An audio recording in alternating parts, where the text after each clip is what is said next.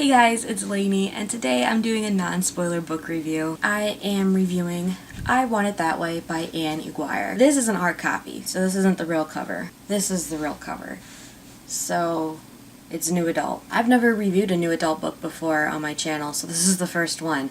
And I'm really glad I'm doing it on this one. I have read Ann Aguirre before. I have read her Razorland trilogy, which is amazing. I think it's really underrated as well. When I received this from Harlequin, I was really excited to read it because I'm like, oh, I love Ann Aguirre. I like her writing. This is going to be interesting. I read new adult, here and there. I mean, it's not like my primary genre I really love to read versus like dystopian. I like reading new adult because, you get through it really quickly. This one is no exception because I read it in a day. Sometimes new adult books can be done really, really well or really, really saturated with too many sex scenes that are really unnecessary.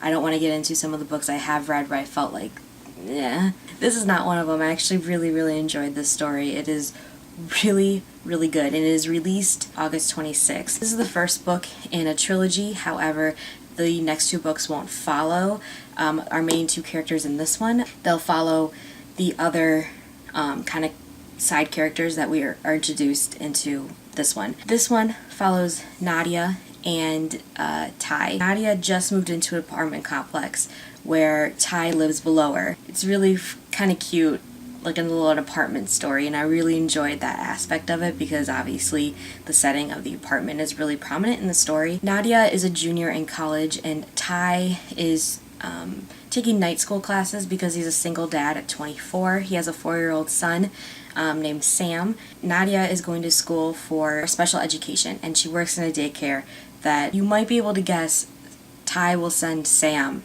I mean, it's a love story, so it's pretty obvious what's going to happen. It's just getting there. That's the fun part. And since she's really busy with school and he's really busy with taking care of Sam and doing his full-time job and taking night classes, they know they can't have a relationship because they're just so busy in their current lives that being in a relationship is not good for them. So they think. But there's an instant attraction between them, and they decide to just kind of do a friends with benefits thing.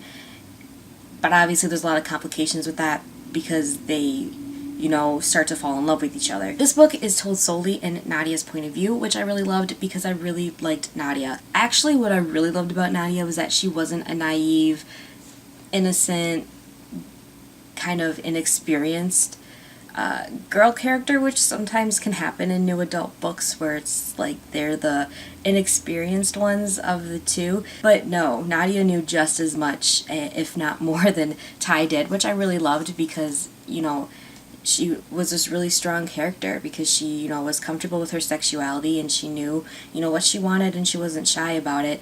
And I really liked that about it versus some of the other heroines in new adult books. They can be kind of just mentally young and inexperienced, which can get really boring and dry after a while. Nadia was not one of those characters, so I really loved being in her head. Ty was a great male lead as well. He was a ginger, so yay. I mean, I never would date a ginger because it's like you're dating your brother unless your name is Prince Harry, then call me. But the great thing about this book is that it's really fast paced and you get really involved in the story.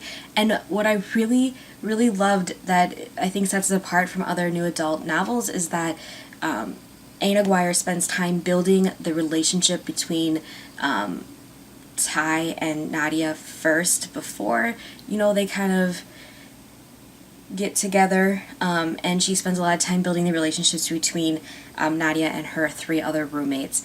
And I really loved that. I mean, I loved the relationship development in this book as a whole. I thought it was absolutely great. So it didn't linger on the sex all the time. It still should have a story, and I definitely feel like this had a story in it aside from the love story. I rated this book a 4 out of 5. I really enjoyed it. It is now one of my favorite new adult books, I would say, and I'm really excited to read the other companion novels of this series that I think are coming out still this year. From what I've read about who they're gonna follow, I'm really excited to read it because I really liked those characters. I hope you guys all loved this review, and I will see you guys very soon. Bye!